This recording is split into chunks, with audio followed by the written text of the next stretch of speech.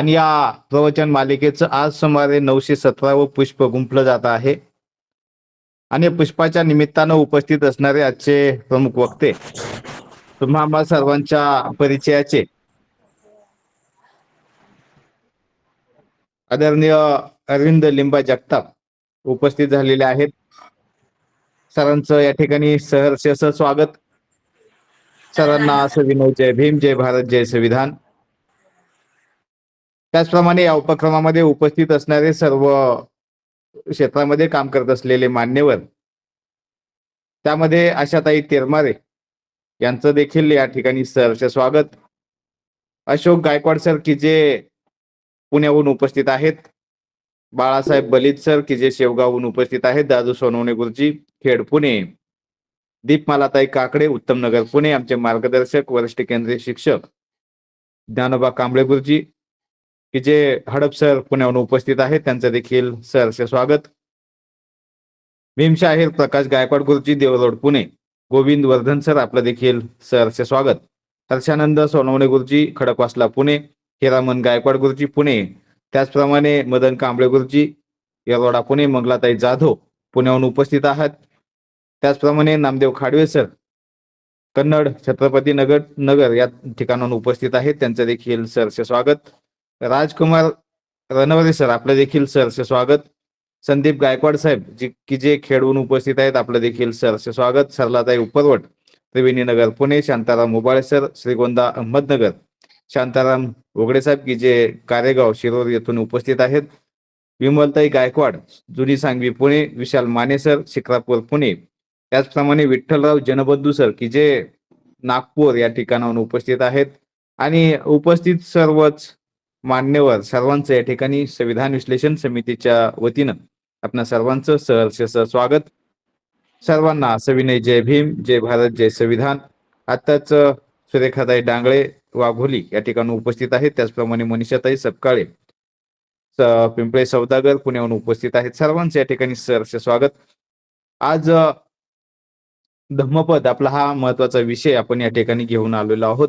आज ज्यांच्याकडे सूत्रसंचालन आहे असे आपल्या संविधान विश्लेषण समितीचे सदस्य की जे गायक आहेत, बौद्धाचार्य आहेत, त्याचप्रमाणे संगीतकार, सामाजिक कार्यकर्ते आदरणीय नामदेव खाडवे सर की जे छत्रपती संभाजीनगर मधून आपल्याशी संवाद साधणार आहेत, सूत्रसंचालन करणार आहेत.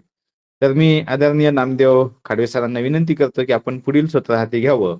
आदरणीय नामदेव खाडवे सर. धन्यवाद सर. अखिल विश्वाला शांतीचा संदेश देणारे महाकारुणिक तथागत भगवान बुद्ध, खऱ्या अर्थानं बहुजनांचं राज्य प्रस्थापित करणारे छत्रपती शिवाजी महाराज, राष्ट्रमाता राजमाता जिजाऊ, क्रांतीसूर्य महात्मा ज्योतिबा फुले, क्रांतीज्योती सावित्रीमाई फुले, फातिमाभिषेक, विश्वरत्न बोधिसत्व परमपूज्य भारतीय घटनेचे शिल्पकार डॉक्टर बाबासाहेब आंबेडकर, संत कबीर, संत गाडगे बाबा, महामाता भीमाई, महामाता रमाई या तमाम महामाता, महान संत आणि महापुरुषांना त्रिवार अभिवादन करतो. संविधान जागृती देशाची प्रगती या अंतर्गत होत असलेली व्याख्यानमाला आजचे 917वे पुष्प या ठिकाणी आपण गुंफत आहोत. आणि हे पुष्प गुंफण्याचा मान ज्यांना मिळतो आहे ते आपले अरविंद जगताप सर, त्याचप्रमाणे आपले आयोजक संविधान विश्लेषण समिती महाराष्ट्र राज्य, बहुजन हिताय बहुजन सुखाय ग्रुप शिक्रापूर, तसेच द्वारकामाई महिला व बाल कल्याण विकास संस्था त्रिवेणी नगर पुणे, तसेच या उपक्रमासाठी उपस्थित अनेक महाराष्ट्राच्या कानाकोपऱ्यातून उपस्थित असलेले मान्यवर उपासक उपासिका तथा बाल आणि बालिका यांना प्रेमपूर्वक आदरपूर्वक जय भीम. उपक्रमाला सुरुवात करण्या अगोदर मी आपणास विनंती करतो की आपले व्हिडिओ आणि जे माईक आहेत ते पूर्ण व्याख्यान होईपर्यंत कोणीही सुरू करायचे नाहीत. कुठल्याही प्रकारची शिस्त मोडायचं आपण प्रयत्न करू नये. त्याचप्रमाणे आपला हा प्रत्येक दिवसाचा जो कार्यक्रम आहे, जे व्याख्यान आहे, ते आपण युट्यूबच्या माध्यमातून सुद्धा आपण ऐकणार आहात. आणि म्हणून मी सुरुवातीलाच आपल्याला विनंती करतो की जास्तीत जास्त आपली युट्यूबची लिंक सुद्धा आपण शेअर करायचे आहे, लाईक करायचे आहे, कमेंट्स द्यायचे आहेत. त्याचप्रमाणे ज्या उपक्रमाची लिंक आपल्याकडे येते ती लिंक सुद्धा आपण इतर नातेवाईकांकडे आपल्याला सर्वांना पाठवायची आहे आणि जास्तीत जास्त संख्येनं आपण या उपक्रमाला कशी उपस्थिती दाखवता येईल याचा प्रयत्न करायचा आहे. आजचे 917वे पुष्प या ठिकाणी जे गुंफत आहेत ते आदरणीय अरविंद लिंबा जगताप, निवृत्त लेखा परीक्षक, लेखा परीक्षा नियंत्रक, गोळीबार मैदान, पुणे येथून आहेत. सरांचा पाली भाषेचा गाढा अभ्यास आहे. पाली भाषा आपण ऐकत असताना त्या पाली भाषेचा अर्थ आपल्याला कळला पाहिजे आणि म्हणून भगवान बुद्धांच्या धम्मपद, ज्या धम्मपदाचं आज धम्मपद विश्लेषण भाग 3 यातील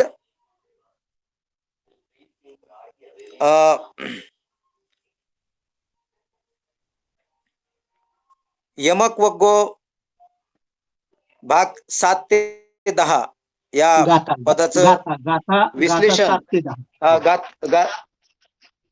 गाथा 7 ते 10 याचे विश्लेषण सर आपल्या समोर करणार आहे. पाली भाषेमध्ये ते त्या गाथा आहेत आणि त्या गाथेचा मराठीतून अनुवाद सर आपल्या समोर करणार आहेत व्याख्यान रूपी. तेव्हा मी जास्त वेळ न घेता मी सरांना विनंती करतो की सर आपण आपल्या व्याख्यानाला सुरुवात करावी. आदरणीय अरविंद जगताप सर. खूप खूप धन्यवाद नामदेव खांडवे सर. मानवी कल्याणाला, मानवी कल्याणासाठी झटणारे सर्व महामानव आणि सर्व महापुरुष यांना कोटी कोटी प्रणाम. त्याचप्रमाणे आज आपल्या या ऑनलाईन व्याख्यानासाठी उपस्थित असलेले सर्व विचारवंत, उपासक उपासिका, बौद्धाचार्य या सर्वांना सविनय जय भीम, जय भारत, जय संविधान. संविधान जागृती देशाची प्रगती या अंतर्गत विशेष व्याख्यान मालेत आज आपण धम्मपद गाथा विश्लेषण भाग 3 यमक वर्ग गाथा 7 ते 10 याचा आपण विश्लेषण करणार आहोत. म्हणजे मी विश्लेषण करणार आहे. त्या अगोदर मी या गाथांचं पठण करण्यासाठी आदरणीय दादू सोनवणे सरांना विनंती करतो, जे बौद्धाचार्य आहेत. त्यांनी यमक वग्ग गाथा 7 ते 10 याचं गायन रूपी वाचन करावं अशी मी त्यांना विनंती करतो. आदरणीय दादू सोनवणे सर. आदर्शांना वंदन. उपस्थित सर्वांना नमो बुद्धाय, जय भीम, जय भारत, जय संविधान. मी गाथा क्रमांक 7 ते 10 गायन रूपी सादर करतोय. तरी त्यातून काही जर चूक झाली तर आपण क्षमा असावी ही विनंती. सुबानु पसी विरहंतं इंद्रियेषु असंगुतं भोजनं मी अमत्तयु पूषितं हीनं वीर्यं तं वेपसति मारो वातो रुखं व सुवानुपसी विहरन्तं इन्द्रियेषु सुसंवृतं भोजनं च मतयो सद्दङ्गारदवीर्यं तं वेन पसति मारो वातो सेलंगपबतं आणि या गाथा इथं संपलेल्या आहेत. पुढील विश्लेषणासाठी मी आदरणीय अरविंदजी जगताप सर यांना विनंती करतो की पुढील सूत्र आपण हाती घ्यावं. नमो बुद्धाय. जय भीम. खूप खूप धन्यवाद दादू सोनवणे सर. आपण यमकवगातील या गाथांचं अतिशय सुंदर पद्धतीनं गायन केलेलं आहे. यावेळी सुरुवातीला नामदेव खांडवे सरांनी सांगितलं की पाली भाषेचा मी अभ्यासक वगैरे आहे. तर मी पाली भाषेचा अभ्यासक नाही, मी एक विद्यार्थी आहे, मी शिकत आहे आणि ह्या गाथांचं मराठीत विश्लेषण मी करणार आहे. दादू सोनवणे सरांनी अतिशय सुंदर पद्धतीने पालीतल्या या गाथेंचं गायनरूपी वाचन केलेलं आहे. तर त्याबद्दल मी त्यांचे खूप खूप आभार मानतो. त्यांनी ज्या गाथा त्या आपल्या समोर सादर केलेल्या आहेत त्या गाथांचा मी मराठी थोडक्यात अर्थ सांगतो. गाथा नंबर 7 चा अर्थ असा आहे की विषयामध्ये चांगलेच पाहत फिरणारा, इंद्रियावर ताबा नसलेला, भोजनाची योग्य मात्रा न जाणणारा,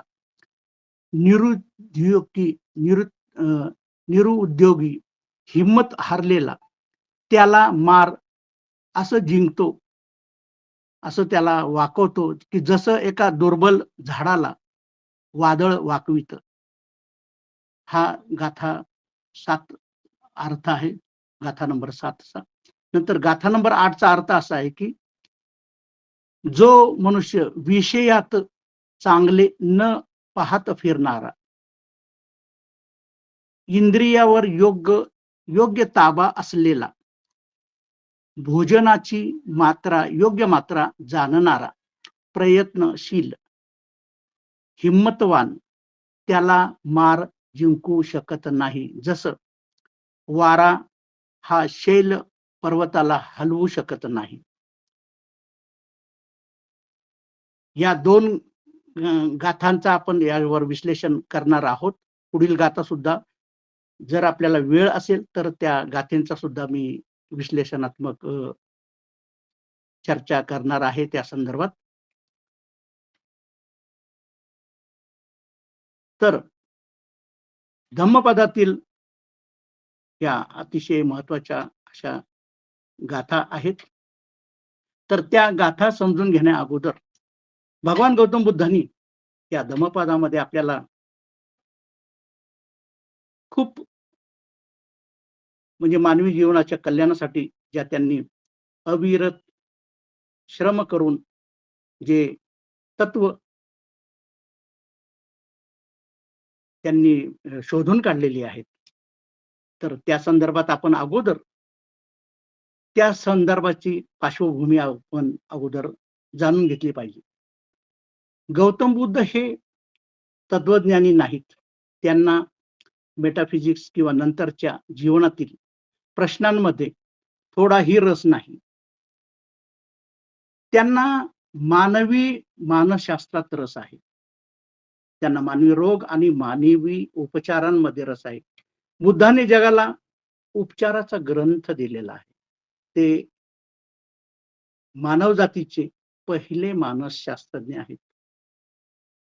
म्हणून बुद्धांना समजून घेताना हे लक्षात ठेवलं पाहिजे की त्यांनी जी तत्व आणि जी सिद्धांत आपल्या पुढे प्रतिपादित केलेले आहेत त्याला त्यांनी वादाचं अतिशय थोडंसंही जाळं तयार केलेलं नाही. त्यांच्याकडं सिद्ध करण्यासारखं असं काहीच नाही. ना देव सिद्ध करायचा होता बुद्धांना, ना पुढचं जग सिद्ध करायचं होतं, ना त्यांना पुढचा काही शोध लावायचा नव्हता. त्यांना फक्त माणसाच्या मनस्थितीचं, माणसाच्या मनात रोग कुठं आहे, माणूस दुःखी का आहे, हे शोधण्यासाठी बुद्धांचा खरा रोग होता. बुद्धांचा हा मूलभूत प्रश्न होता की देव आहे की नाही, त्यानं जग निर्माण केले आहे की नाही, मृत्यूनंतर आत्मा जिवंत राहतो की नाही, देव निर्गुण आहे का सगुण आहे, अशा गोष्टींना त्यांनी निरुपयोगी म्हटलेलं आहे. आणि त्यांनी अशा गोष्टींना काही जे लोक सांगतात की आपल्या हिंदू धर्मातील लोक, त्या माणसांना धूर्त म्हटलेलं आहे की जे देवासंबंधी सांगतात. जीवनातील वास्तविक प्रश्न टाळण्याचे ते मार्ग आहेत असे बुद्धांना वाटतं. आणि ते प्रश्न पुढील आता जे सांगितलं की देव निर्गुण आहे, देव आहे की नाही, हे प्रश्न सोडून काही सुटणार नाही. कारण पहा, आपण पाहतो की एक नास्तिक पण अशा विश्वासाने जीवन जगत असतो की देव नाही, तरी तो जसं जगायचं असतं त्याप्रमाणेच जगत असतो. तसंच आस्तिक सुद्धा देव आहे असं मानून जगत असतात, तर त्यांच्याही जीवनात तसं पाहिलं तर काही फरक पडत नाही. म्हणजे आस्तिकाचं जीवन पाहिलं काय, नास्तिकाचं जीवन पाहिलं काय, त्यांच्या विचाराचं काहीही त्याच्यामध्ये फरक पडत नाही. त्यामुळे बुद्ध म्हणतात की जीवन हे नंतरचा असो किंवा मृत्यूनंतरचा असो, त्याच्यातून माणूस काय बदलत नाही. बुद्धांचा सर्व जोर कसा ह्यावर होता की जोपर्यंत माणूस बदलत नाही तोपर्यंत बुद्ध म्हणतात की तुमचा वेळ वायाला गेलेला आहे. बुद्धांची आवड म्हणजे ही जी प्रक्रिया आहे ती माणसाच्या आंतरिक क्रांतीमध्ये आहे. बुद्धांनी वारंवार सांगितलेले आहे की माणसाची अवस्था कशी आहे. समजा एक माणूस जंगलातून अज्ञात ठिकाणाहून जात असताना एखादा बाण त्याच्या छातीत येऊन लागतो आणि तो खाली पडतो. तो खाली पडल्यानंतर तिथे आजूबाजूचे लोक येतात आणि ते बाण काढण्याचा प्रयत्न करतात. तेव्हा तो ज्याला बाण लागलेला आहे तो माणूस म्हणतो की थांबा, अगोदर मला सांगा हे की हा बाण कोणी मारलाय, आधी मला त्याला शोधू दे. थांबा, त्याने मला बाण का मारलेला आहे ते अगोदर शोधून काढतो मी. किंवा असंही पहिलं समजा की ते बाण विषारी आहे का अविषारी आहे हे मला कळू द्या पहिलं. तेव्हा हे पाहिल्यानंतर म्हणजे बुद्धांच्या ह्या वैचारिक विचारसरणीनं बुद्धांना तो माणूस फार तत्वज्ञानी वाटला की हा खूप म्हणजे दार्शनिक माणूस दिसत आहे, प्रश्न उपस्थित करत आहे. पण ते जमलेले लोक त्याला विचारतात की अगोदर हा जो तुझ्या छातीमध्ये घुसलेला बाण आहे तो अगोदर आम्ही काढतो आणि तुला जे प्रश्न पडलेले आहेत की बाबा बाण कोणी मारला, तो विषारी आहे का नाही, तर ते नंतर पाहू. प्रथम काय आहे, बुद्ध म्हणतात की आयुष्यामध्ये या जीवनात जो दुःखाचा बाण घुसलेला आहे आणि प्रत्येक क्षणी माणूस मरत आहे, तर प्रथमतः ही जी वरील उत्तर आहे ती नंतर मिळतील, पण त्याच्या अगोदर तो दुःखाचा बाण काढला पाहिजे. आणि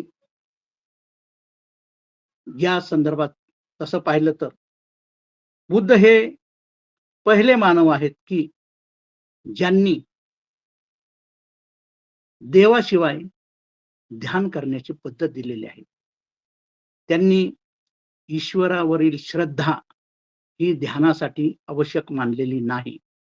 केवळ ईश्वराचीच नाही तर बुद्धांनी आत्म्याची संकल्पना सुद्धा मानवी जीवनासाठी आवश्यक मानलेली नाही. ते म्हणाले की ध्यान हे आरोग्य आहे. तुम्ही निरोगी राहू शकता. बाकीचं तुम्ही शोधा. मी तुम्हाला रोगमुक्त करण्यासाठी आलेलो आहे म्हणजे. तेव्हा बुद्ध म्हणतात, तसं पाहिलं तर मग आपल्याला हे सर्व पाहिल्यानंतर लक्षात येतं की बुद्ध हे मानसोपचार तज्ञ आहेत. प्रत्येकाला असं वाटतं की ते धार्मिक नेता आहेत, पण तसं नाही. कारण त्यांना गुरु, धार्मिक गुरु समजून बऱ्याच वेळा गैरसमज झालेला आहे. बाकीचे इतर जे धर्मगुरू आहेत, तसे बुद्ध नाहीत. बुद्धांनी कधीही पदार्थाबद्दल बोलले नाहीत. बुद्ध हे तथ्यांबद्दल बोलतात. त्यांच्यासारखा वास्तववादी मिळणं कठीण आहे आणि त्यांनीच माणसाची खरी समस्या सोडवता येईल असं सांगितलेलं आहे. म्हणून तर बुद्धांनी या मानवी जीवनात दुःख आहे याबद्दल 4 उदात्त आर्य सत्यांची घोषणा केली होती. ते आपणा सर्वांना माहीत आहेच, की माणूस दुःखी आहे. तर हे पहिलं त्यांचं आर्य सत्य. दुःखाचं कारण आहे. कारण अकारण कोणी दुःखी होणार नाही. त्याला कारण आहेच. म्हणजे बुद्ध असे वैज्ञानिक असल्यासारखेच बोलतात, की दुःखाचे कारण आहे. जर आपला पाय दुखत असेल, तर काहीतरी टोचलं असेल, काटा लागला असेल किंवा डोकं दुखत असेल, तर काहीतरी झालंच असेल. त्याशिवाय वेदना विनाकारण होणार नाहीत. म्हणून बुद्धांनी सांगितलं, की सर्व माणसं दुःखात आहेत.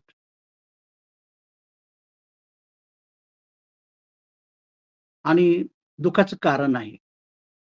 तिसरं त्यांनी आर्य सत्य सांगितलं, की दुःखाचं कारण नाहीसे होऊ शकतं. आणि चौथं उदात्त सत्य त्याने असं सांगितलेलं आहे, की दुःख विरहित अवस्था होऊ शकते, की जेथे दुःख उरणार नाही. म्हणजे येथे बुद्धांनी सुख मिळेल असं म्हटलेलंच नाही. बुद्धांनी सांगितलेलं आहे, की अशा गोष्टींमध्ये सुखाच्या गोष्टीबद्दल मी काही सांगू शकत नाही. फक्त मी एवढं सांगू शकतो, की तिथे वेदना होणार नाही. आणि तसं पाहिलं तर आपल्याला आनंद म्हणजे काय हे आपल्याला माहीत तरी आहे का? आनंद हा किंवा आरोग्य हे तसं पाहिलं तर आपल्याला याची कल्पना सुद्धा नाही. आपण प्रत्येकजण आपापल्या मनाप्रमाणे ते करत असतो, की कल्पना करत असतो, की याला सुख म्हणतात, त्याला ते आरोग्य आहे, परंतु नाही. बुद्ध म्हणतात त्याबद्दल मी अजिबात बोलणार नाही. त्याबद्दल बोलणं योग्य सुद्धा होणार नाही. तर मी एवढं सांगतो, की तुमचं दुःख थांबेल आणि जे उरेल ते तुम्ही अनुभवा आणि दुःखविरहित अवस्था त्याचे अनुभव घेतल्यानंतर जो त्याचा अनुभव घेतो, तर तो शब्दांमध्ये वर्णन करू शकत नाही. कारण जसं एखाद्या मुक्या माणसाच्या मनामध्ये म्हणजे तोंडामध्ये गूळ ठेवलेला असेल किंवा एखादा गोड पदार्थ त्याच्यात असेल आणि त्याला विचारलं, "तू ह्याची चव सांग." तर जसं तो सांगू शकणार नाही, कारण तो मुका असल्यामुळे. तसंच ह्या दुःखविरहित अवस्थेचं वर्णन करता येणार नाही. ते फक्त तुम्ही अनुभवायचं, की दुःख नसणार आहे, पण जे उरलेलं आहे, ते मग तुम्ही त्याला सुख म्हणा किंवा काही म्हणा, कारण तुम्ही ते सांगू पण शकणार नाही, की हे अवस्था म्हणजे काय आहे? हे सुख आहे, आनंद आहे, हे नाही. पण फक्त दुःख नसणार आहे. तर त्याच्यासाठी ही पहिली गाथा, आता याचं आपण थोडक्यात विश्लेषण करूया. पहिली गाथा जी सांगितली, की जे इंद्रिय सुखात चांगलं पाहून जगतात, म्हणजे इंद्रिय सुख हे चांगलं आहे असं पाहून जगतात, ते सतत दुःखात पडतात. त्याचप्रमाणे ज्यांचा इंद्रियावर नियंत्रण नसतं, ज्यांना अन्नातील खाण्याचे प्रमाण कळत नाही, जे आळशी आहेत, अशा अविचारी लोकांना मार, याच्यात मार सुद्धा आपल्याला सर्वांना माहित आहे. मार म्हणजे ही वासनेची देवता बौद्ध धर्मामध्ये.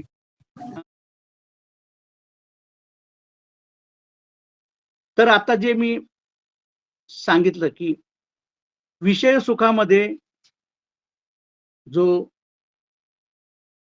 सुख घेत फिरत असतो, ज्याचा इंद्रियावर नियंत्रण नसतं, ज्याला अन्नातील प्रमाण कळत नाही, जो आळशी आहे, त्याला मार अशा पद्धतीनं उन्मळवून टाकतो त्या दुर्बलांना, की जसं वादळामध्ये एखादं झाड उन्मळून पडतं. आता पहा की हे जे पहिलं सूत्र आहे, आता याचं आपण विश्लेषण करणार आहोत. तसं वाचायला तर आपल्याला अर्थही मी सांगितलेला आहे, पण हा अर्थ आपल्या मनामध्ये पूर्णतः भिनला तर आपण त्या दृष्टीनं जीवनाकडे, जीवनात येणाऱ्या दुःखाकडे विचार करू शकतो आणि आपण त्याच्यावर जे बुद्धनी सांगितलेलं आहे की दुःखाचं कारण हे, आता हे कारणच आहे, हे दुःखाचे कारण, दुःख आहे दुःखाचं कारण, त्याच्यामध्ये ही गाथा आहे बघा. जे वासनेमध्ये किंवा इंद्रिय सुखात चांगलं आहे असं पाहून जगतात, त्यांच्या त्या इंद्रियांवर नियंत्रण नसतं, ज्यांना अन्नातील प्रमाण कळत नाही, जे आळशी आहेत, त्यांना मार हा वादळात उन्मळून पडणाऱ्या झाडासारखा त्याचा नाश करून टाकतो. आता ही याच्यात ह्या गाथेचं आता आपण त्याचा अर्थ समजावून घेऊ आणि त्याचा आपला तो अर्थ आपल्या मनात ज्यावेळेस तो पूर्णतः उतरेल, तेव्हा हे आपल्याला सूत्र अतिशय सुंदर पद्धतीनं कळलं जाईल. जसं आपण पाहतो बघा की एखादा कुत्रा सुक हाड, आपण पाहतो नेहमी कुत्रे हाड चघळत असतात बघा, तर त्या कुत्र्याला वाटतं की ह्या हाडातूनच आपल्याला रस मिळत आहे, पण आपल्याला पण ते लक्षात येतं की कुत्र त्या सुक्या हाडाला चावून चावून खात असल्यामुळं कदाचित त्याच्याच दातातून रक्त येईल, कारण हाडांमध्ये रस किंवा रक्त कुठून असणार आहे, जे वाळलेलं हाड आहे त्याच्यातून रक्त कुठून असणार आहे, पण ते कुत्र हाड चघळत बसलेलं असतं, आपण पाहतो नेहमी, आणि चावून चावून मग ते त्याच्याच दातातून रक्त येतं आणि मग त्याला असं वाटतं की ह्या हाडातून रक्त येतंय आणि मग त्याला असं वाटतं की हा रस या हाडातूनच मिळत आहे. पण आपण कुत्र्याला जर समजावून सांगितलं की अरे बाबा तसं नाही, तर त्याला समजेल का? कारण कुत्र्याची विचार करण्याची पद्धत ती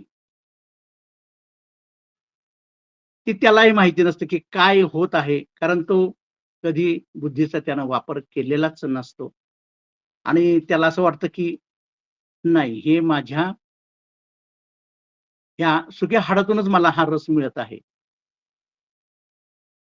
त्याचप्रमाणे असं पण आपण पाहतो की या अजून एक याच्या उदाहरण पण असं एक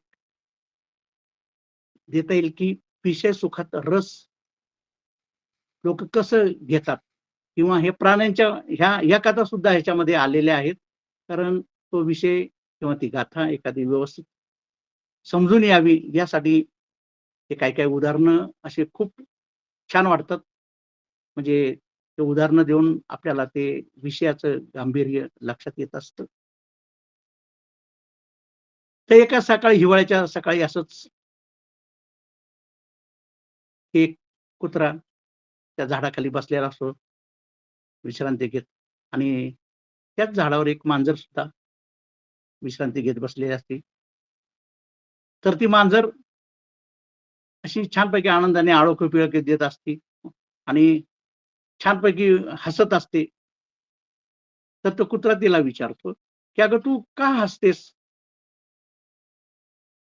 सकाळी सकाळी काही तुला काय झालेलं आहे? तू असं का आनंदी दिसतेस एवढी? तेव्हा ती मांजर त्याला म्हणते की अरे बाबा, मी एक स्वप्न पाहिलं आणि स्वप्नामध्ये पाऊसही पडत होता, पाणीही पडत होतं. पण त्या पावसामध्ये पाण्याच्या ऐवजी उंदीरांचाच पाऊस पडत होता. तेव्हा ते ऐकून ते कुत्रा तिला म्हणतो, "अगं मूर्ख मांजरे, असं कधी आहे का? असं कधी ऐकिवात आहे का की पावसामध्ये उंदरांचा पाऊस असतो?" असं नाही, असं नाही. कारण जर पाऊसच जर असेल, तर तो हाडांचा पाऊस असेल.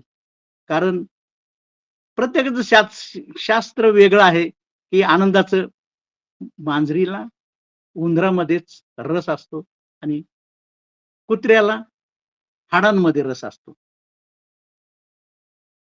म्हणजे कुत्र्याला कोरड्या हाडात रस दिसतो आणि मांजरीला उंदराच्या ह्याच्यात रस दिसतो.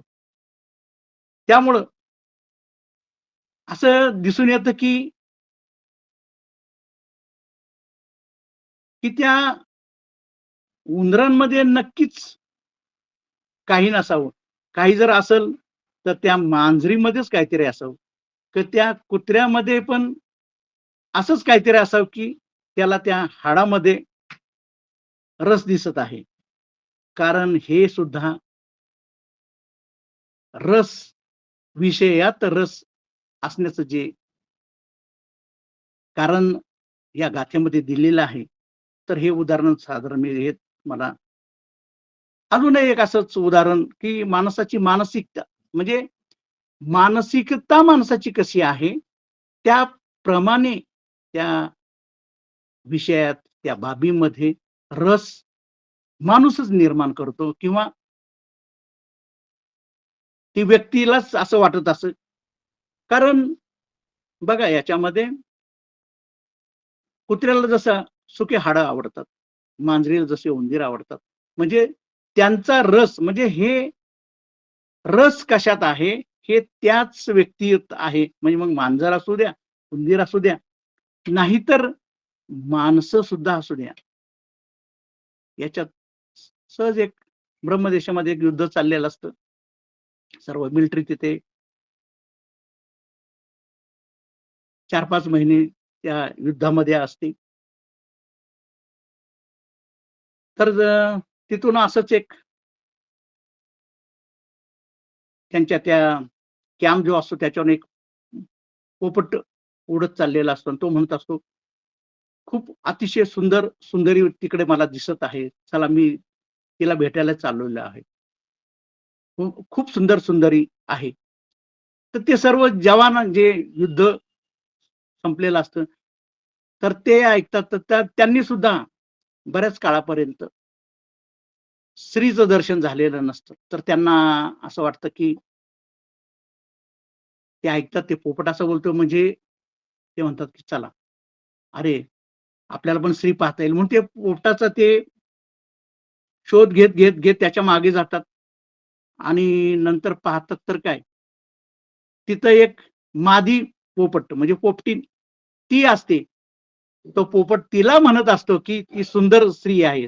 पण त्या माणसांना म्हणजे त्या सैनिकांना सुद्धा असं वाटतं की अरे बापरे! की हा काय मूर्खपणा, की हा याची आवड किंवा ह्याची रस बरोबर आहे. मादी पोपटमध्येच असणार आहे, पोपटीमध्येच असणार आहे. तेव्हा ते म्हणतात, की बघा हे म्हणजे कोणाचा रस कशात आहे. म्हणून या गाथेनुसार जीवनात आनंद वस्तू किंवा विषयात नसून तो तुमच्यात आहे आणि जोपर्यंत तुम्ही ती वस्तूमध्ये पाहत असाल तोपर्यंत तुम्ही चुकीच्या मार्गावर भटकत राहाल. कारण आपण त्या वस्तूचा पाठलाग करून आणि जे दिसल तर ते फक्त त्या वस्तूत नाही तर तो रस त्या माणसात आहे. आणि हे जेव्हा कळल त्याच वेळेस आपल्या जीवनामध्ये क्रांती होण्याची शक्यता आहे. कारण ज्यावेळेस हे जाणवेल की विषयामध्ये रस नाही तर तो रस आपल्याच आहे, आपल्याच मानसिकतेत आहे. म्हणून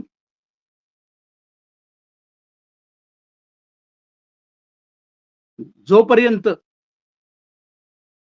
आपण अशा पद्धतीनं विचार करणार नाहीत तोपर्यंत आपल्या जीवनात क्रांती होऊ शकत नाही.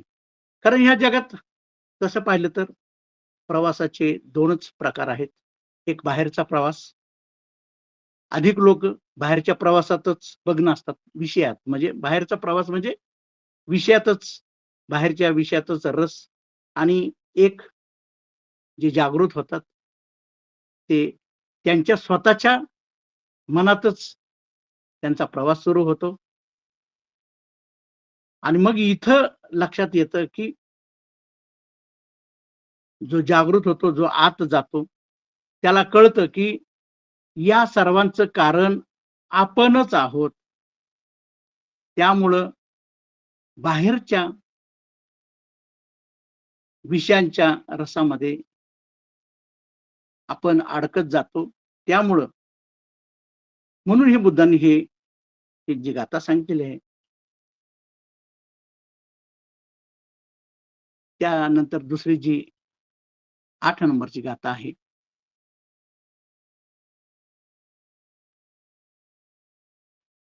जो म्हणजे 7 नंबरची ही गाथा, 8 नंबरची नाही. अगोदर हेच अजून चालू आहे. तर जो विषय रसात शुभ पाहतो, चांगलं पाहतो, तो अनियंत्रित असतो आणि मार त्याच्यावर असा अटॅक करतो की जसं वादळामुळं झाड मुळासकट उपटून टाकलं जातं, असे माणसाची परिस्थिती होती. त्यामुळे जेव्हा आपल्याला वस्तूतील आनंद दिसल, जर आपल्याला वस्तूंमध्ये, विषयांमध्ये जर आनंद दिसत असेल, तर आपली इंद्रिय सुद्धा आपोआपच अनियंत्रित होत जातात. कारण कारण मग मन म्हणतं की जमल तेवढा आनंद घ्या. कारण त्याच्यात आपण जर रस पाहत असू विषयांमध्ये, तर मग आपण ठरवतो असं की आपण काही चुकवायचं नाही. वेळ निघून जाईल. आता आयुष्य चाललेलं आहे तर आपण भोगून घ्या. काहीही सोडायचं नाही.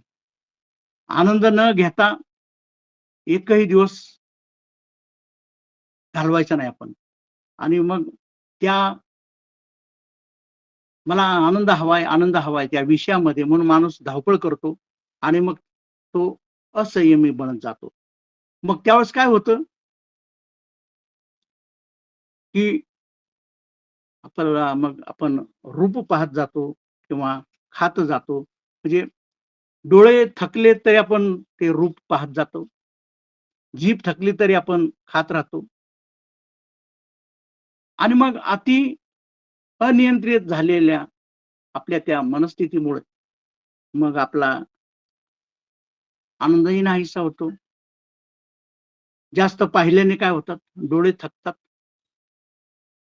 सौंदर्याचा बोध किंवा त्या विषयामध्ये आनंदाचा बोधही होत नाही.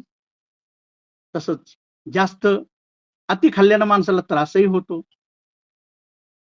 मग काय होतं की डोळेही थकतात, बाकी इंद्रियही थकतात आणि सगळं धावपळ करून मग विषयामध्ये मध्ये अजूनही येऊ शकतात त्याच्यामध्ये, की मग काही पदाच्या मागे जातात, काही प्रशंसेच्या मागे जातात. ही सगळे विषय जे बाहेरचे विषय आहेत त्याच्यामध्येच माणूस धावपळ करतो आणि मग धावपळ करत असताना सर्व इंद्रिय अनियंत्रित होतात आणि त्याला काहीही मिळत नाही. कारण नुसतं पळण्यानं आणि मागे जाण्यानं, त्या विषयाच्या मागे जाणारं, त्याला काहीही आनंदाचं बोध होत नाही. तर त्याच्या हातात काय येतं, की रिक्तताच आहे. इतकं मी हे करतो आहे या विषयाच्या सुखास म्हणजे मी धावपळ करत आहे, पण ना मला इंद्रिय सुख मिळत नाही, ना प्रशंसेचं सुख मिळत नाही, ना खाण्याचं सुख मिळत नाही. तर हा जो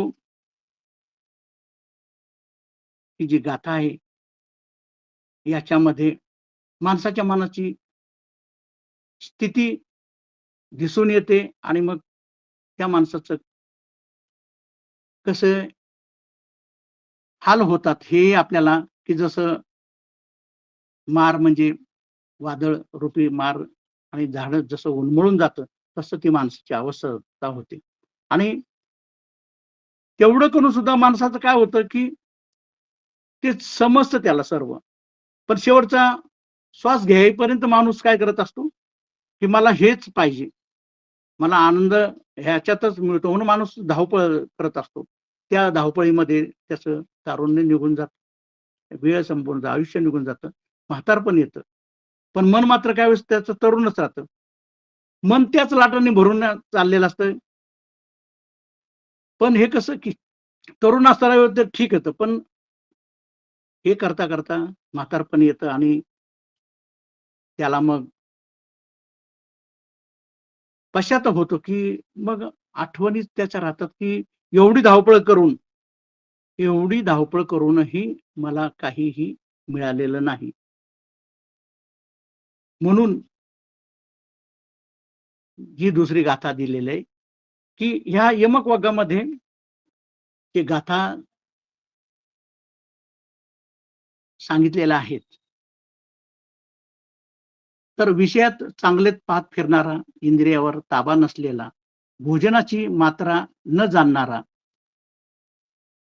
हिंमत हारलेला, की त्याला मार असं जिंकतो, की जसं एका दुर्बल झाडाला वाकवलं जातं. त्याचप्रमाणे 8वी गाथामध्ये काय सांगितलंय, की विषयात चांगलेच न पाहणारा, विषयात चांगलेच न पाहणारा, इंद्रियावर योग्य ताबा असलेला, भोजनाची योग्य मात्रा जाणणारा, प्रयत्नशील, हिंमतवान जो माणूस असेल त्याला मार जिंकू शकत नाही. जसं वारा पर्वताला हलवू शकत नाही किंवा त्याला त्याचं नुकसानही करू शकत नाही. ही गाथा 8व्या गाथेचा हे अर्थ आहे. तर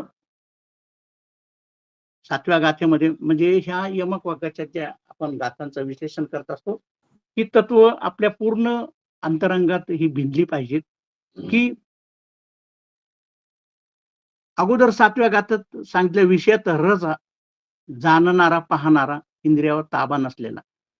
तोच आपण दुसऱ्या गाथेचा विचार केला, तर इंद्रियात चांगले न पाहणारा, इंद्रियावर योग्य ताबा असलेला, म्हणजे माणसाची मनस्थिती किंवा त्या 2 गाथ्यांमध्ये आपल्याला पाहून येतं आणि ह्या 2 गाथ्यांमध्येच असं खूप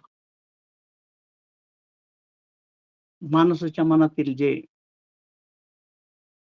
दडलेलं असतं किंवा जे मानसशास्त्रीय दृष्ट्या की जो दुःख त्याला निर्माण का होतंय आणि काय केल्यानंतर त्याला सुख निर्माण होईल आणि तो या जीवनाचा जो बाण त्याच्या छातीत घुसलेला आहे दुःखाचा, तो काढण्यासाठी त्याची जी मानसिकता तयार होते ह्या 2 गाथेमध्ये खूप सुंदर पद्धतीनं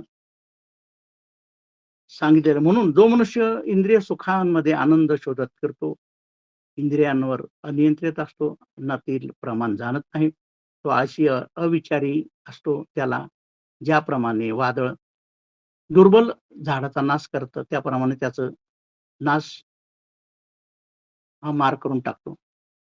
खरं पाहिलं तर हा वासनेच्या देवतेसाठी मार हा बुद्धांचा शब्द आहे. बुद्धांचा हा शब्द खूप चांगला आहे. मार म्हणजे मारतो, म्हणजे असंच त्याचा तो थोडक्यात अर्थ आहे.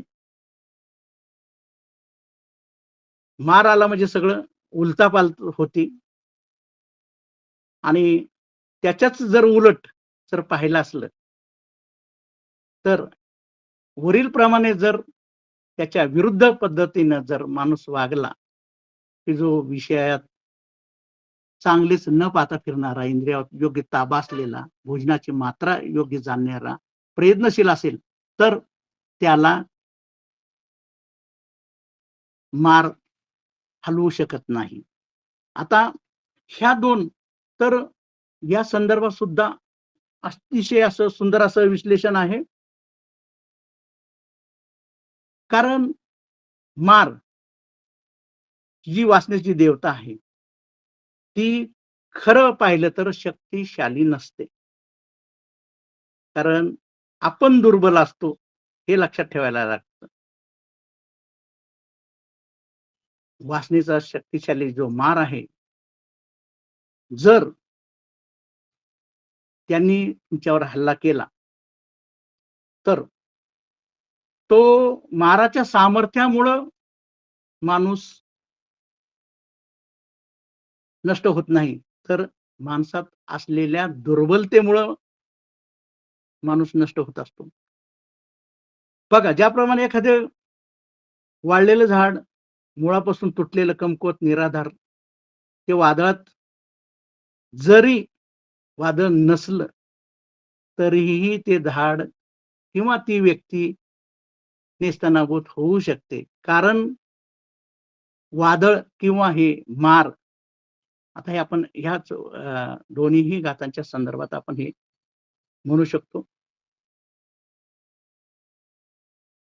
मार हा दुर्बल माणसालाच मुळापासून नष्ट करू शकतो. दुर्बल. पण दुसऱ्या गाथेचा अर्थ असा सांगितलेला आहे, की जो डोंगरासारखा अडिग राहील किंवा जो हलणार नाही, जो स्थिर असेल, तर कितीही वादळ आलं तरी त्या व्यक्तीला ते नुकसान करू शकत नाही किंवा हलवूही शकत नाही. फक्त कमजोर माणूस, कमजोर कसा, की वरील याच्याप्रमाणे, वरील गाथेप्रमाणे माणूस हा कमजोर कसा होतो? जे नाही ते शोधत, जे नाही ते शोधत माणूस फिरतो. त्यामुळं माणसाचा स्वतःवरचा विश्वास हळू-हळू कमी होतो. काहीतरी व्यर्थ, अर्थपूर्ण आहे असं समजून तो शोधतो आणि ते मिळत नाही. मग त्याचा आत्मविश्वास डळमळीत होतो. त्याचे पाय लटपटतात आणि जर आयुष्यभर असा अपयशाचा जर सामना माणसाला करावा लागला, तर स्वाभाविकपणे त्याचा आत्मविश्वास नष्ट होतो आणि तो माणूस मग घाबरू लागतो किंवा थरथर कापू लागतो.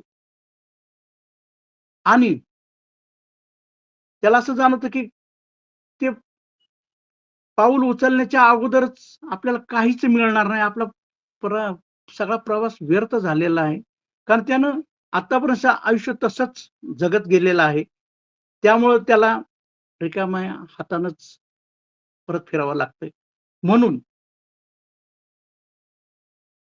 आळस हा असंतुलित जीवनाचा परिणाम आहे. इंद्रिये जितकी अनियंत्रित असतील आणि गोष्टी आणि विषयांमध्ये जितकी जास्त रस घेत असेल, तितकं आळशीपणा स्वाभाविकपणे निर्माण होत असतो. म्हणून आळस हे खरं एक, काय त्याला म्हणतात, की ही एक बातमीच होऊ शकेल, की आपली ऊर्जा त्या संगीताशी जोडलेली नाही. आळस ही एक असं आळस आहे म्हणजे नक्की समजायचं, की आपलं जीवनाची ऊर्जा आपल्या स्वतःमध्येच संघर्ष करत आहे. कारण ह्या संघर्षामध्ये आपण स्वतःशीच लढत आहोत आणि स्वतःलाच मारत आहोत.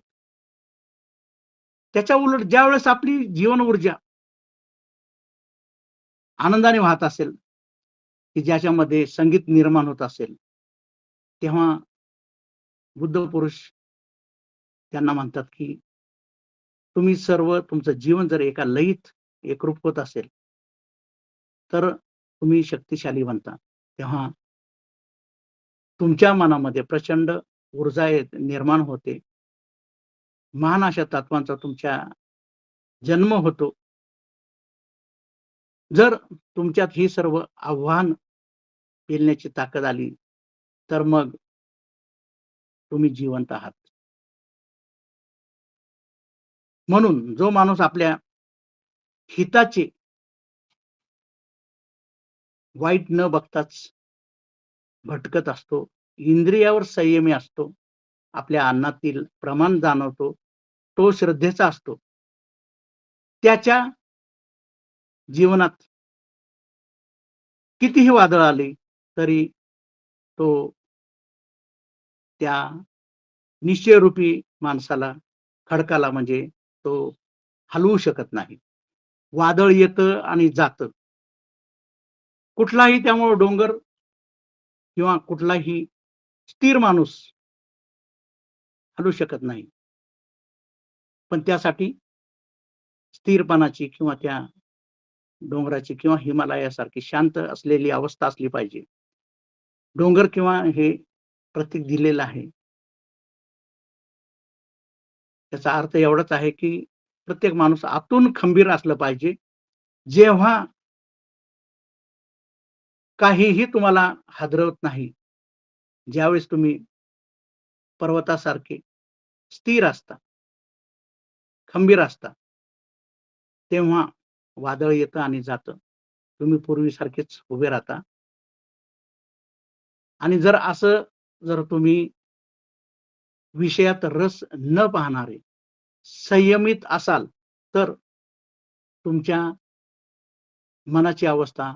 तुमच्या मनाची अवस्था अशी होईल, की वादळ जरी आले असेल, माराने तुमच्यावर जरी हल्ला केला, वादळ रूपी, तर त्याने काय होईल, की तुमच्या मनावर बसलेली धूळ त्या वादळानं नाहीशी होऊन जाईल आणि तुम्ही पुन्हा मानसिकदृष्ट्या ताजे आणि प्रफुल्लित व्हाल. हा या गाथेंचा अर्थ आहे. पहा म्हणजे, की अशी वादळ येतात. ही वादळ आपण एक उदाहरणादाखल याच्यात दिलेली आहे. माररूपी वादळ येईल आणि तुम्हाला नेस्तनाबूत करेल मुळासकट. ह्याच्याच अजून एक माणसाच्या दृष्टीनेच एक उदाहरण पण एक चांगलं आहे, मला ते इथं सांगावसं वाटतं. समजा आपण रस्त्यावरून जात आहे आणि एक सुंदर मुलगी किंवा सुंदर स्त्री दिसली. त्या सुंदर मुलीमुळे जीवनाचा एक प्रवाह आपल्याला एक लाट, की बाबा एक सौंदर्य आपल्या समोर चाललेली. पण जर आपण गोंधळलेली अवस्था असेल आणि जर आपल्याला त्या वस्तूमध्ये रस असेल, तर आपण थरथर कापू लागल. मग ती स्त्री असो किंवा पुरुष असो. समजा पुरुषासमोरून अशी एक सुंदर स्त्री गेली किंवा स्त्रीच्या समोरून सुंदर पुरुष गेला, तर मनामध्ये जर त्या विषयात रस असेल, तर काय होईल? थरथर होणार. तुम्ही हादरून जाल. मग दोन्ही स्त्री आणि पुरुष दोन्ही हे जी तत्व दिलेले, ती स्त्री आणि पुरुष या दोघांनाही लागू होतात. कारण आपल्या बौद्ध धर्मामध्ये पुरुष आणि स्त्री सर्वांना समान मानलेले आहे. त्यामुळे ही जी बुद्धांची तत्व, ही जी त्या धम्मपदातील तत्व दिलेले, ते स्त्री आणि पुरुष या दोघांनाही विचार करण्यासारखे आहेत. कारण स्त्री आणि पुरुष दोघांनाही समान मानलेलं आहे. तेव्हा अशा वेळेस काय होईल की जर तुम्ही संयमी असाल, तुम्ही मजबूत असाल, तर येणारं स्त्री किंवा येणारं पुरुष तुमच्यावर विषयात रस असलेला काहीही परिणाम करू शकणार नाही. उलट काय होईल की त्याच्या सौंदर्यानं, त्यांच्या त्या ह्यानं उलट तुमच्या मनावर जी धूळ बसलेली असेल, ती उलट निघून जाईल.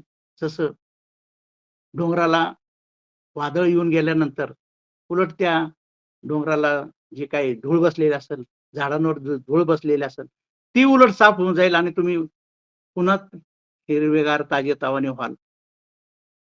त्यामुळं ह्या दोन मनाच्या अवस्था त्या बुद्धांनी सांगितलेल्या आहेत. म्हणून ती अशा परिस्थितीमध्ये की तुम्ही जीवनात येणाऱ्या दुःखाच्या किंवा ह्या विषयाच्या संदर्भात कुठल्या दृष्टिकोनातून पाहता यावर सर्व काही अवलंबून असतं. जर आपण चुकीच्या गोष्टी पाहण्याचा दृष्टिकोन असेल आपला, तर आपण जे काय कराल ते चुकीचंच होईल. आणि पाहण्याची पद्धत जर बरोबर असेल, तर हेच जीवन आपलं अतिशय सुंदरपणे होईल.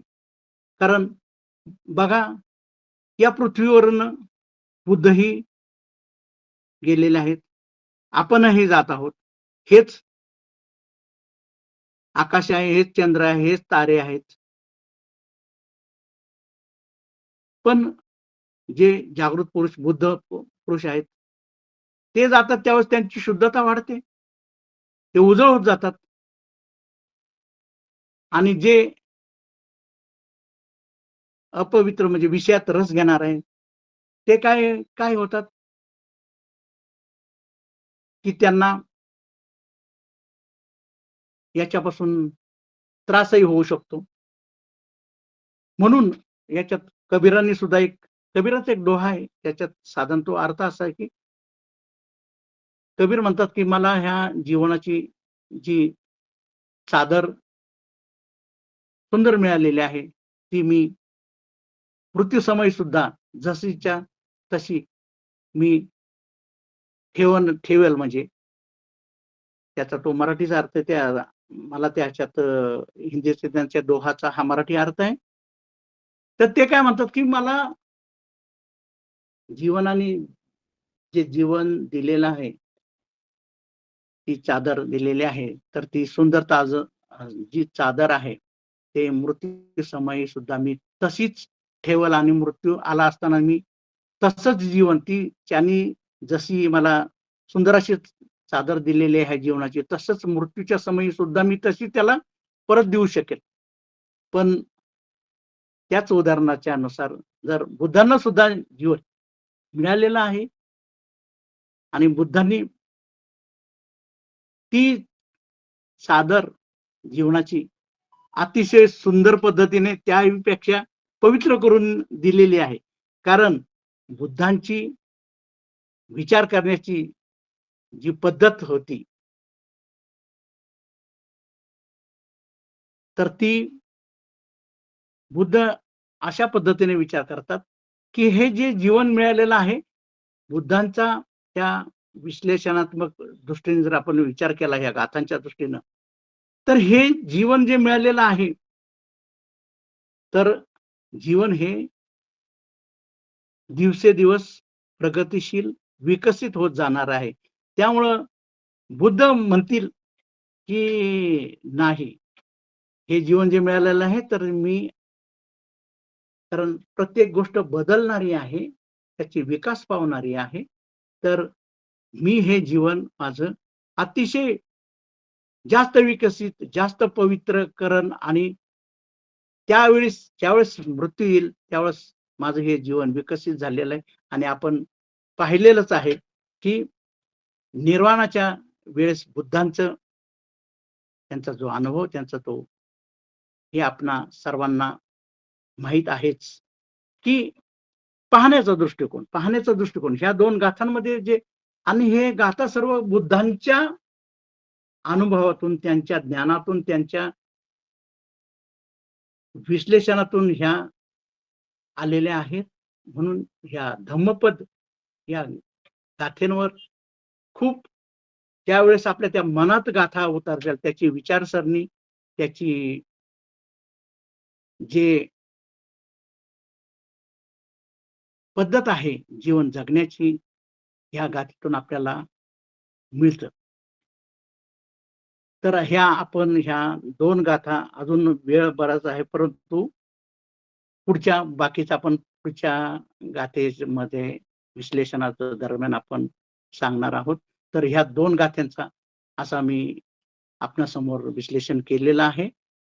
तर आज आपण इथंच या व्याख्यानाला, या प्रवचनाला आपण इथंच थांबवू. सर्वांना जय भीम, नमो बुद्धाय, जय भारत, जय संविधान.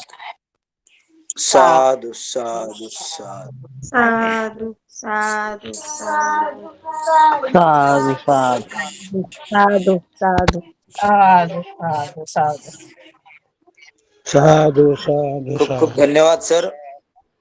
साधू साधू साधू खूप खूप धन्यवाद सर. अतिशय छान प्रकारे आपण आपलं जे व्याख्यान आहे धम्मपद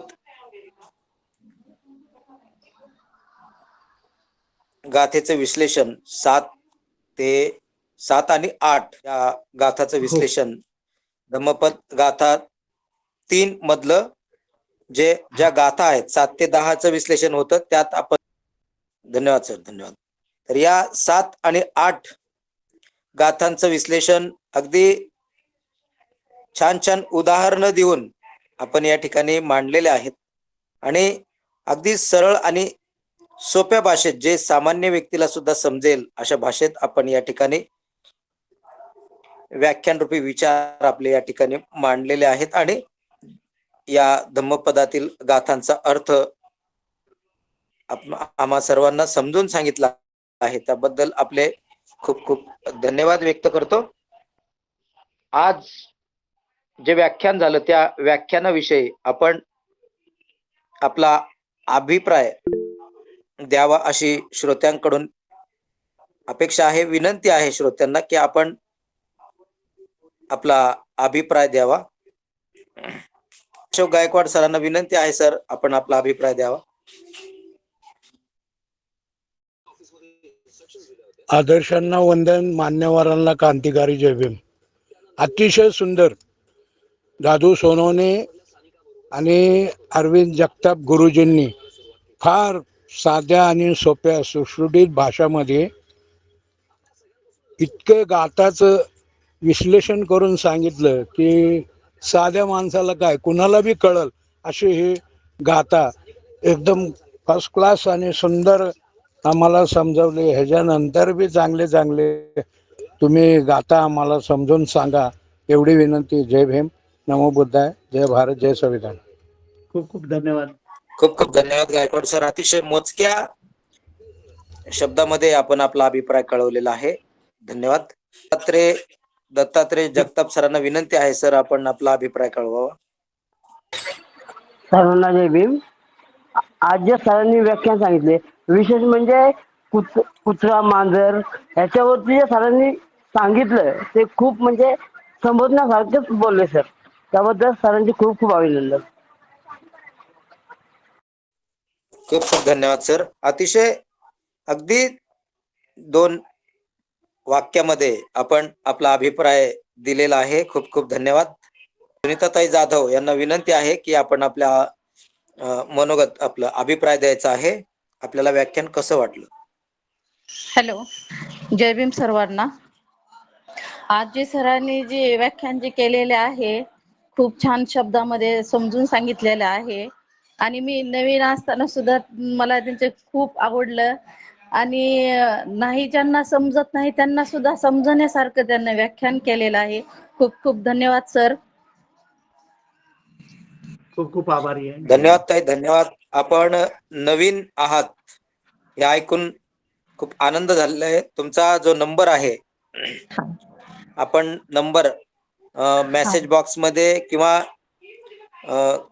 ज्यांच्याकडून तुम्हाला लिंक ही मिळाली असेल त्यांच्याकडे नंबर देऊन देऊन ठेवा, जेणेकरून तुम्हाला ही जी लिंक आपली सोमवार ते शनिवार कार्यक्रम असतो त्या कार्यक्रमाची रोजची लिंक तुम्हाला मिळेल आणि रोज रोज नवीन नवीन प्रवचन, नवीन नवीन व्याख्यान, नवीन नवीन उपक्रम, त्याचप्रमाणे वाणी बहुजनाची गाणी मानवांची सारखा एक भीमगीत बुद्धगीतांचा कार्यक्रम असतो.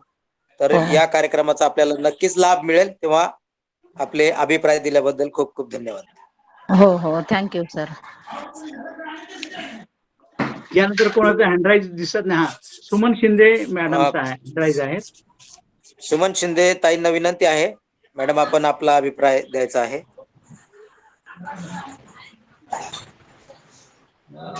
सर्व महामानवांना वंदन. सर्वांना जय भीम.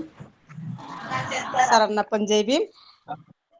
सर मला आज थोडं लेट झालं कारण आमच्या इकडं खूप पाऊस पडतोय पश्चिम हवेली खडकवासला उत्तम नगर मधून. तर मला थोडा लेट झाला आज. पाऊस आहे तिकडे, आम्ही पाहतोय ते पाऊस खूप आहे, पाणी अजून आहे हा, तिकडं. त्याच्यामुळे जरा थोडं लेट झाले मी. पण शेवटी काय आहे ना, पण थोडस जे ऐकायला भेटलंय ना ते खूप खूप म्हणजे समजण्यासारखं होतं आणि खूप त्याचा आनंद पण घेता आला सर. शेवटी काय ना थोडस मला भेटलं ऐकायला. आणि तुम्ही एवढं सुंदर व्याख्यान सांगताना सर, की ते व्याख्यान तुम्ही सांगत असताना ना असं वाटतं की ते ऐकतच राहावं. एवढं सुंदर तुमचं व्याख्यान असतं सर. आणि एवढं बोलते मी, थांबते. तुमचे अभिनंदन करते सर. खरंच खूप छान तुम्ही व्याख्यान देताय, त्याबद्दल तुमचे खूप खूप धन्यवाद. सर्वांना जय भीम करते आणि इथंच थांबते. जय भीम, नमो बुद्धाय. खूप खूप आभारी ताई. धन्यवाद ताई, धन्यवाद. तुम्ही नाराज होऊ नका, कारण याच कार्यक्रमाची उद्या पुन्हा लिंक, युट्यूबची लिंक येईल. त्या लिंकच्या माध्यमातून आपण हे व्याख्यान पुन्हा ऐकू शकता. तेव्हा या लिंकला आपण क्लिक करून लाईक आणि शेअर सुद्धा करायचं आहे, सबस्क्राईब करायचं आहे आणि व्याख्यानाचा आनंद पुन्हा घ्यायचा आहे. जे आपलं शेवटी ऐकायला मिळालं ते सुरुवातीपासून पुन्हा ऐकायला मिळेल. तेव्हा खूप खूप धन्यवाद आपण अभिप्राय दिल्याबद्दल. ज्ञानोबा कांबळे सर, आदरणीय केंद्रीय शिक्षक, भारतीय बौद्ध महासभा, विनंती आहे सरांना आपण आपला अभिप्राय द्यायचा आहे. आवाज येतोय का? हो येत आहे. हो सर, येतोय. आदर्शांना वंदन. येतो. आदर्शांना वंदन. आयोजकच्या तिन्ही ग्रुपला धन्यवाद, मंगलकामना. आजचे व्याख्याते आणि ज्यांनी धम्मपदाचं सुंदर असं संकलन गाथेच्या रूपाने, संगीताच्या रूपाने केलं ते दादू सोनवणे, या सर्वांना दोघांनाही धन्यवाद देतो. हा जो उपक्रम आपण जो चालू केलेला आहे, ह्या वर्षाभासाच्या मध्ये माणसाच्या मनामध्ये काहीतरी बीजं रुजली पाहिजेत. काय मला जीवन जगायचं आहे, कोणतं जीवन जगायचं आहे? हळद चघळणाऱ्या कुत्र्याचं जीवन जगायचं आहे की सत्यावर आधारित असलेलं जीवन जगायचं आहे? कुत्र्याच्या ते हळद चघळत असताना त्याच्या दातातून रक्त येतंय, पण त्याचा गैरसमज आहे. मृगजळाचंही तेच उदाहरण आहे. या ठिकाणी भगवान बुद्धाने मानवाला दिशा दिलेली आहे. तुम्हाला चंगळवादी संस्कृतीत जगायचं आहे का मनाची मलिनता दूर करून शुद्ध विचाराने तुम्ही जगणार आहात आणि दुसऱ्याला जगवणार आहात? ही धम्मपद फुकट आलेली नाहीत, भगवान बुद्धाच्या काळात लिहिलेली नाहीत. त्याचं हे संकलन आहे. मतितार्थ समजून घेणं गुरुजींनी इतकं चांगल्या पद्धतीने सांगण्याचा प्रयत्न केला आहे. या वर्षावासामध्ये आपल्याला हे बीज रोवावं लागेल. मी कोणतं जीवन जगणार आहे, मी कोणतं जीवन जगणार आहे हे स्वतः ठरवावं लागेल. आणि म्हणून या धम्मपदामध्ये क्षणिक सुखाला नकार देऊन वास्तववादाला स्वीकार करणारा भगवान बुद्धाचं तत्वज्ञान आहे. सत्य आहे ते सत्यच आहे आणि सत्याच्या मार्गाने जाणारा पर्वत कुणी ढासळू शकत नाही, हे याच्यातलं उदाहरण आहे. आणि ज्यांची मनं चंगलवाद्यांनी झालेली आहेत ते मरेपर्यंत चंगलवाद्यांनी तृष्णेने भरलेली असतात, ती कधी समाधानी होतच नाही. समाधान हे त्यांच्या जीवनातच नाही. आणि जो दुसऱ्या मार्गाने जगतो तो नेहमी समाधानी असतो, शांततामय जीवन जगतो, शांतीचा मार्ग त्याला मिळतो आणि त्यालाही मिळतो आणि तो दुसऱ्यालाही देतो. हे विशेष आहे. हे भगवान बुद्धाचं संशोधन आहे, मनोवैज्ञानिक आहे तथागत. आणि त्यांनी हा प्रश्न या ठिकाणी उभा केलेला आहे. अत्यंत सुंदर पद्धतीने अनेक उदाहरणं देता येतात त्याच्यामध्ये. उदाहरणं शोधण्याची गरज नाही. कधी आदल्या दिवशी जर विचारलं तर आणखी उदाहरणं आपण वेगवेगळ्या पद्धतीने त्याच्यामध्ये बरीच उदाहरणं आहेत. काही वेगळी उदाहरणं देण्याची गरज नाही. मृगजळाचं उदाहरण आहे. हरणाला वाटतं की पाणी आहे, पण ते हरण धावून त्याच्या पाठीमागं जाऊन खड्ड्यात पडतंय, मरतंय. हे तत्वज्ञान आजही आहे ना. आजही चंगलवादिलाच्या संस्कृतीला बळी पडलेला माणूस आहे. जो रूढी परंपरेचा गुलाम आहे तो अजूनही त्याच पद्धतीने जगतोय ना. तो त्याच्यामध्ये सुख मानतोय, पण त्या सुखामध्ये दुःख आहे हे त्याला त्याची जाणीव झालेली नाही. तो अंधारामध्ये चळपळत चाललेला आहे. आणि दुसऱ्या वर्गातला जो माणूस आहे तो अंधारातून बाहेर निघून प्रकाशाकडे जात आहे. तोही प्रकाशात जात आहे आणि स्वतःही प्रकाशमान होतोय आणि दुसऱ्यालाही प्रकाश दाखवतोय की हे आहे मार्गाने ये. तथागत म्हणतात हा माझा मार्ग आहे. या मार्गाने जो आला त्याचं कल्याण आहे. जो कुणी या मार्गाने येणार नाही त्याला हे मिळणार नाही. किती धम्मपद वाचले आणि किती वर्षवास केले तरी हे मिळणार नाही. मार्गाने जायचं न जायचं हे ठरवण्याच्यासाठी भगवान बुद्धाचा हा उपदेश अत्यंत गांभीर्याने आहे. आपण अत्यंत चांगल्या पद्धतीने उदाहरणं देत आहात, अत्यंत चांगल्या पद्धतीने देत आहात. हे वर्षवासाचं हे बीज आपण पेरत आहोत. बीज कुणी नवीन असेल, जुनं असेल, पण या कालखंडामध्ये हे तुमच्या कानावर शब्द पडतायत. म्हणजे तुमच्या जीवनाची निश्चितता करण्याचा मार्ग तुम्हाला मिळतोय. करायचा न करायचा तुम्ही ठरवायचा आहे. आणि म्हणून धन्यवाद. विशेष करून दादू सोनवणेंना लाख लाख धन्यवाद. अत्यंत सुंदर संगीतमय पद्धतीने जे मी दररोज ऐकतोय त्याच पद्धतीने त्यांनी संगीत स्वीकारलेलं आहे. धम्मपदाचं संगीताचं आपल्याकडे व्हिडिओ आहे, त्या व्हिडिओच्या प्रमाणेच ते म्हणतायत. त्यामुळं त्यांनाही धन्यवाद. आणि सरांचा तर काय सवालच नाही. खूपच प्रयत्न करत आहात, अंगीकारत आहात आणि काया वाच्या मानाने दर्शन देत आहात. आपल्याला लाख लाख शुभेच्छा व्यक्त करतो. आणि मला बोलण्याची संधी या ठिकाणी वेळ आहे म्हणून 2 मिनिटं आपला बोललो. नाहीतर तुमच्यावर अभिप्राय करण्याची मला गरज नाही. फक्त आपल्याला निश्चित करावं लागेल ज्या उद्देशाने आपण हे प्रेरित आहोत ते किती जण घेणार आहात. इथं 30-35 कुटुंब या ठिकाणी आलेली आहेत. ही जरी कुटुंब केली तरी आपण फार मोठं काम केल्यासारखं होईल. खूप मोठं काम केल्यासारखं होईल. भाषणं आणि व्याख्यानं करणं आणि धम्मपद आणि त्रिपिटकाची ज्ञान देण्याच्या पेक्षा यहारी ज्ञान देऊन जर तुम्ही ज्या वेळेला माणसाला द्याल त्यावेळेला ते समजण्यासारखं असेल असं मला वाटतं. पुन्हा एकदा आपल्या या कार्याला लाख लाख शुभेच्छा. या वर्षवासाच्या निमित्ताने आपल्या मुखातून ही वाणी निघत आहे. खचितच आपल्या जीवनाचं कल्याण आहे, मंगल आहे. आणि आम्हालाही श्रोतेगणाला ऐकवत आहात त्याबद्दल आम्हालाही कुशल कर्माचा लाभ देत आहात त्याबद्दल आपला आभारी आहे, ऋणी आहे. जय भीम. नमो बुद्धाय, नमो धम्माय, नमो संघाय.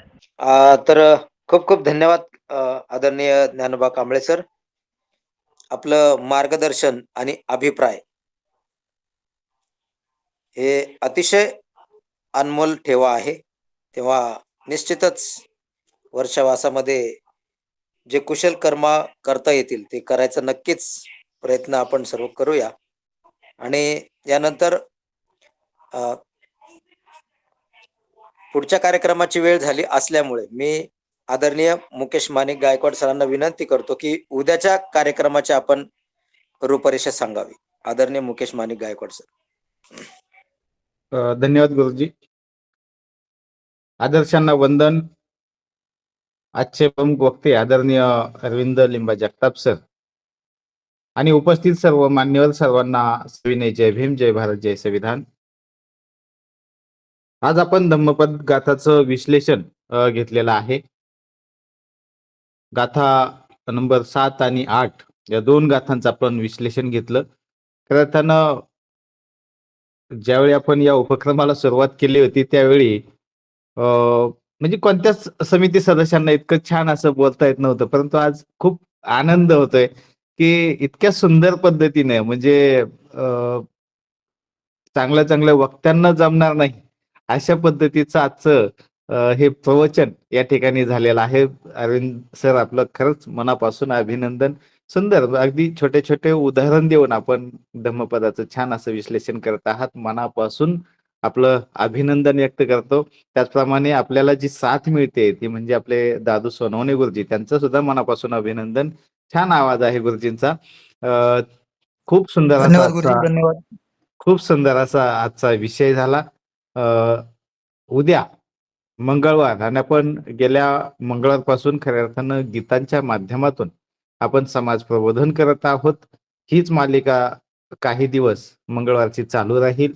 गेल्या आठवड्यात जो विषय झाला तो म्हणजे गीतांच्या माध्यमातून माता रमाईचा त्याग आणि बाबासाहेबांचा संघर्ष, हा विषय गेल्या आठवड्यामध्ये गेल्या मंगळवारी झाला होता आणि तोच विषय आपण उद्या भाग 2 म्हणून आपण उद्या घेत आहोत. उद्याचे प्रमुख वक्ते तुम्हा सर्वांच्या परिचयाचे, की जे बौद्धाचार्य आहेत, गायक आहेत, संगीतकार आहेत, सामाजिक कार्यकर्ते आहेत आणि आज ज्यांनी सुंदर असं सूत्रसंचालन केलं, त्याचप्रमाणे वाणी बहुजनांची आणि महामानवांची या सदरांतर्गत जे सुंदर असं सूत्रसंचालन करतात, ते असे आपले संविधान विश्लेषण समितीचे सदस्य आदरणीय नामदेव खाडवे सर, की जे छत्रपती संभाजीनगर या ठिकाणून आपल्याशी संवाद साधतात. सरांकडे सरांचा उद्या विषय आहे. जास्तीत जास्त श्रोत्यांनी उद्या देखील या आपल्या उपक्रमामध्ये सहभागी व्हावं अशी सर्वांना विनंती करतो. आणि ज्यांना खऱ्या अर्थानं इच्छा आहे पण सहभागी होता येत नाही, अशा सर्वांसाठी आपण युट्यूब चॅनलच्या माध्यमातून त्या सर्वांना आपण जे विषय होतात ते सुद्धा ऐकण्याची आपण या आपल्या चॅनलच्या माध्यमातून संधी निर्माण केलेल्या आहेत. तर त्याचा देखील आपण सर्वांनी लाभ घ्यावा. आणि ज्यांनी अजून चॅनलला सबस्क्राईब केलं नसेल त्यांनी सबस्क्राईब करा, म्हणजे आम्हाला सगळ्यांना आपल्याला पुनश्च एकदा ज्या वेळी आपल्याला इच्छा आहे आपलं प्रवचन ऐकण्याची, त्यावेळी आपल्याला ते प्रवचन ऐकता येईल. सर्वांचं मनापासून अभिनंदन व्यक्त करतो आणि उद्या देखील आपण सर्वांनी जास्तीत जास्त संख्येने उपस्थित राहावं. आपली ही जी लिंक आहे ती जास्तीत जास्त शेअर करावी अशी विनंती करतो आणि या ठिकाणी थांबतो. धन्यवाद सर.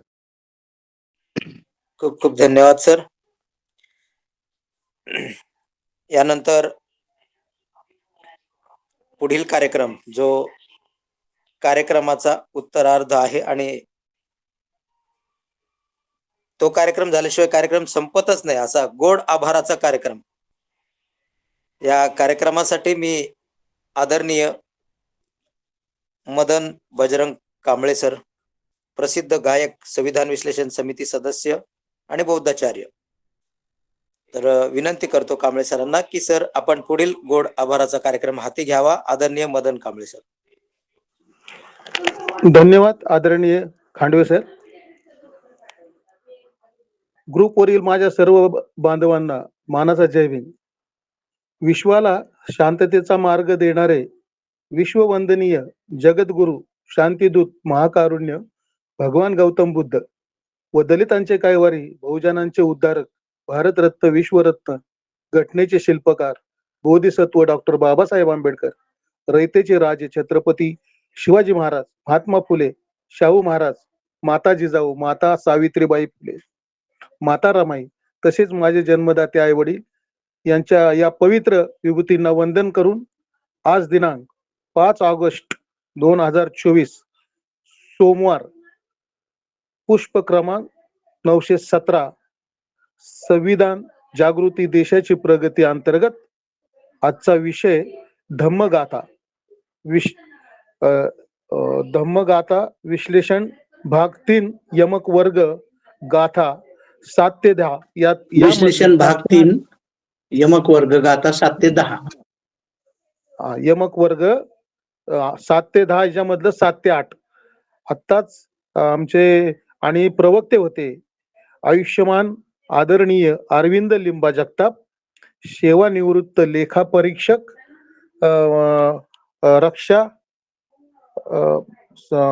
रक्षा मंत्रालय नियंत्रक कार्यालय, गोळीबार मैदान, पुणे 1. साहेबांनी त्यांच्या 2 गाथांचा अर्थ विश्लेषण करून छान प्रकारे सांगितलेलं आहे. त्यांचं मी समितीतर्फे व ग्रुपवरील सर्व माझ्या बौद्ध उपासक, उपासिका, श्रोतेगण व मान्यवरांच्या वतीनं व आपले जगताप सरचं स्वागत करतो. विषय चांगला होता, गाथेचे विश्लेषण छान समजले, उमजले असे आणि कौतुकास्पद झाले. त्यामध्ये दादू सोनवणे यांनी धम्मपद गाथेचे तालबद्ध रीतीने संगीतमय पद्धतीने पठण केले. त्यांचे सुद्धा मी सर्वांच्या वतीनं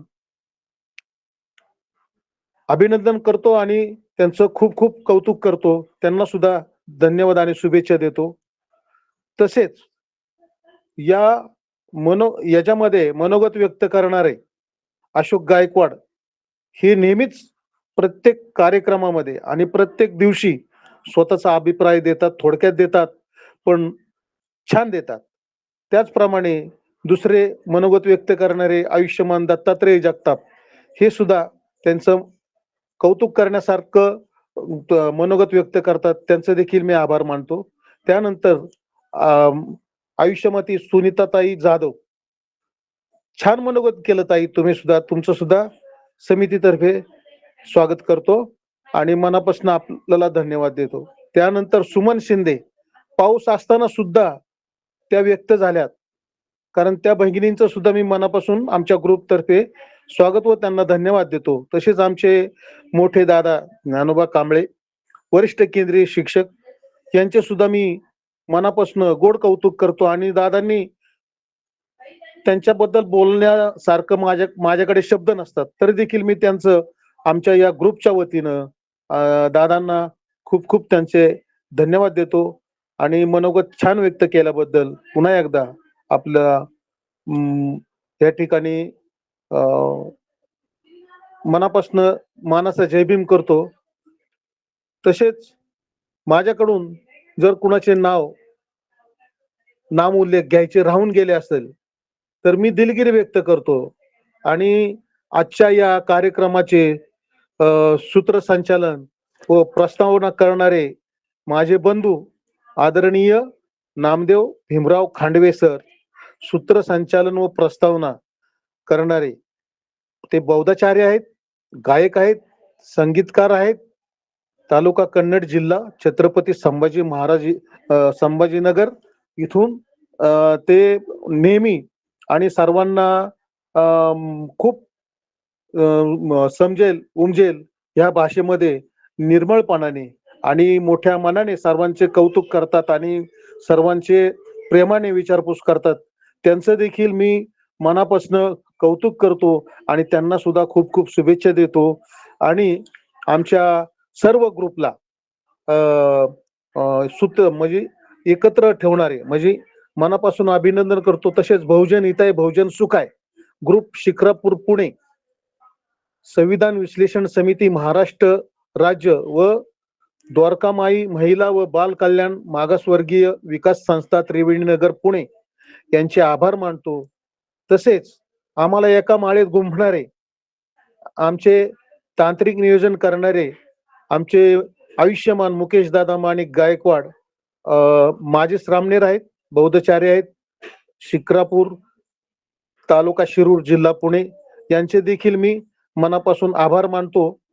आणि तसेच आमच्या नागपूरच्या ताई कोठांगळे या नेहमीच कार्यक्रमाच्या पोस्ट पाठवत असतात, त्यांचे देखील मनापासून स्वागत करतो, अभिनंदन करतो व या ठिकाणी थांबतो. आणि पुढचा कार्यक्रम पार पाडण्यासाठी आदरणीय माझे बंधू नामदेव भीमराव खांडवे सर यांच्याकडं मी पुढचा कार्यभार सुपूर्त करतो आणि या ठिकाणी थांबतो.